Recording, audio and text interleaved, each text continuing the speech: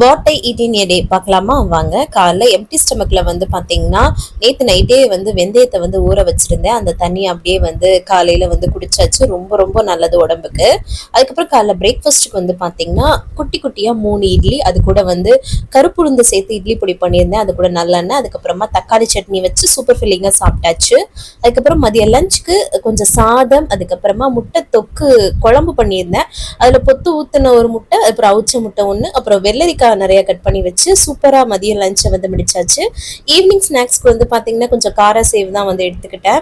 பிள்ளைங்க சாப்பிடும்போது நமக்கும் கிரேவிங்கா இருந்தது. ஸோ இன்னைக்கு ஸ்நாக்ஸ் வந்து இந்த கார சேவ் தான்.